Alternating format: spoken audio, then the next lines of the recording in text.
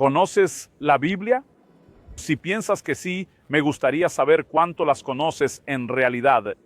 Porque Jesús, hablando con un grupo de judíos de su tiempo que creían conocer las Escrituras, incluso vinieron a debatirlas con él. Él les dice en Mateo 22:29, estáis en error porque no conocéis las Escrituras. Estamos hablando de un tema que merece ser tomado en serio, que merece más de nuestra atención, no solo la Biblia en sí, sino el conocimiento de ella como palabra de Dios. Quédate conmigo y en los próximos minutos reflexionaremos un poco más sobre estos importantes principios.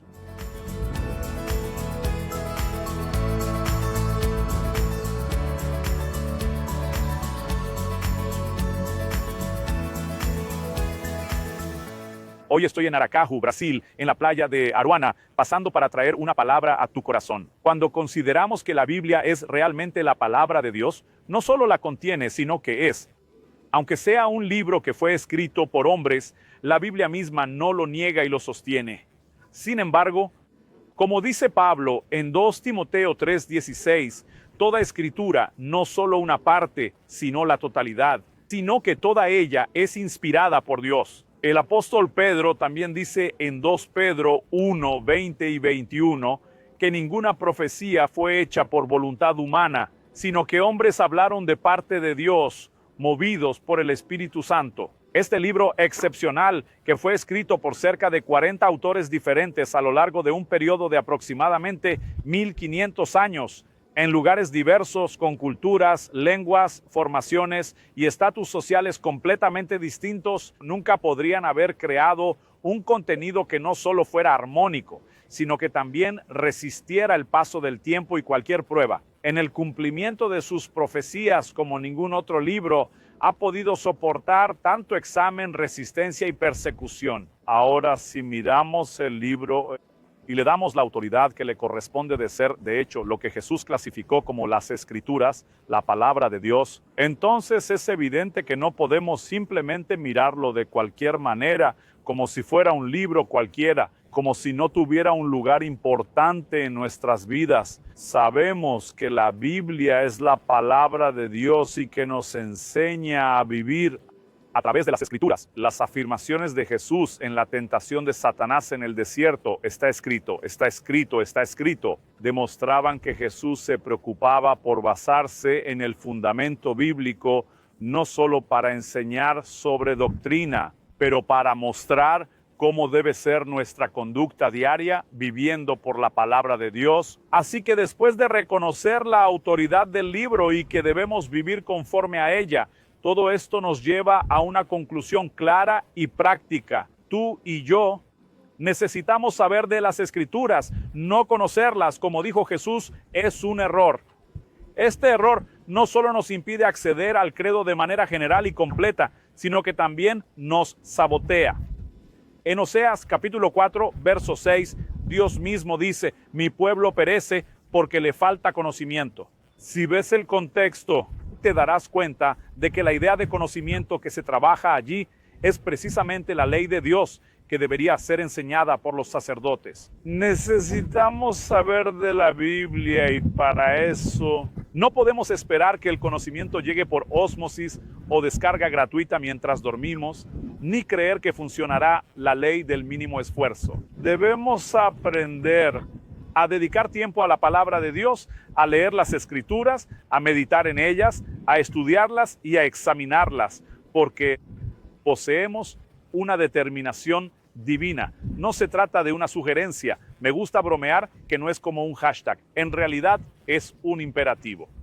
En Colosenses capítulo 3, verso 16, recibimos una orden, un imperativo que es que la palabra de Cristo habite abundantemente en ustedes. Esto quiere decir que no solo debe estar en nosotros, sabemos que renacimos por la palabra de Dios, como dice Santiago 1:18. Y 1 Pedro 1, verso 23, nos dice que somos regenerados por la palabra de Dios, pero cuando entra como semilla divina, comienza un buen trabajo. Por ejemplo, Santiago dice en Santiago 1:21 que debemos recibir con humildad la palabra que ha sido implantada en nosotros. Pero ahora tenemos que abrirnos a su acción y operación. Así que cuando la Biblia dice que habite abundantemente, no se refiere solo a la experiencia inicial que trajo la transformación, el nuevo nacimiento, sino que habla de un volumen de conocimiento que solo se puede obtener de una única manera a través de la lectura, el estudio y la exposición a la enseñanza de la palabra de Dios. Es fundamental que todos reconozcamos la importancia de conocer la Biblia, ya que es una responsabilidad que nos toca a cada uno. Cada uno de nosotros debe contribuir para experimentar ese conocimiento y los beneficios que trae consigo.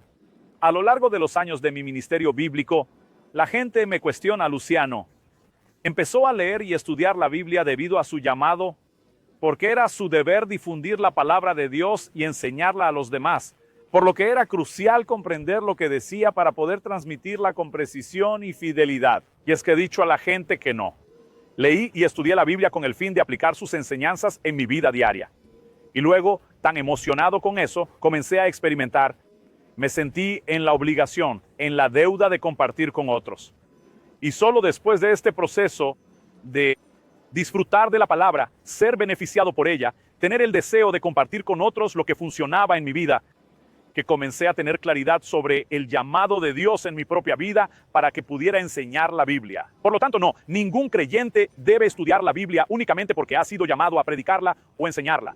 Es necesario que la estudiemos porque debemos vivirla. El consejo que Dios le da a Josué en el capítulo 1, verso 8, es que no se aparte de tu boca el libro de esta ley, sino que medites en él de día y de noche, teniendo cuidado de hacer conforme a todo lo que en él está escrito. Dios dice que así harás prosperar tu camino y tendrás éxito en todas las cosas. La palabra de Dios nos hará prosperar en todo lo que hagamos, independientemente de nuestro llamado. Si Dios quiere que seamos solo sal y luz en medio de una sociedad corrupta, o si nos ha llamado a ser líderes que predican y enseñan, la palabra de Dios no es solo un instrumento de propagación de la doctrina, es un instrumento de perfeccionamiento. El apóstol Pablo dice que toda escritura es útil para la enseñanza, para la corrección, para la reprensión en justicia, para que el hombre de Dios sea completo y esté perfectamente capacitado para toda buena obra. Ella nos transforma y nos santifica. Por eso Jesús oró: Padre, santifícalos en la verdad, en Juan 17. Tu palabra es la verdad.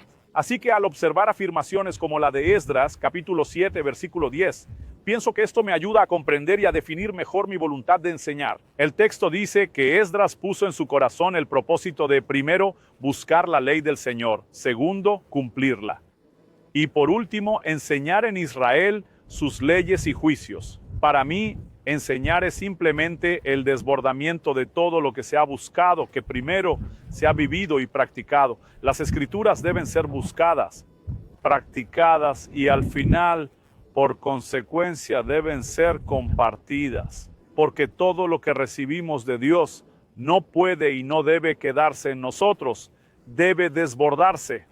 Por lo tanto, el apóstol Pablo dice en 2 Corintios, capítulo 5, verso 18, que el mismo Dios que nos reconcilió en Cristo también nos dio el ministerio de la reconciliación. Es decir, hemos sido reconciliados para reconciliar. El mensaje de la reconciliación nos llegó y ahora debemos compartirlo con otros. La misma palabra que nos trajo salvación debe ahora ser anunciada para que otros sean alcanzados con salvación. Es por eso que en 1 Pedro, capítulo 3, verso 15, encontramos un llamado y una exhortación para que tú y yo estemos siempre listos. Así dice la Biblia: hagan de Cristo el Señor en su corazón, estando siempre listos para responder a cualquiera que pida razón de la esperanza que tienen. Al observar a algunos cristianos, me doy cuenta de que no están listos, no han entendido la esencia de su fe.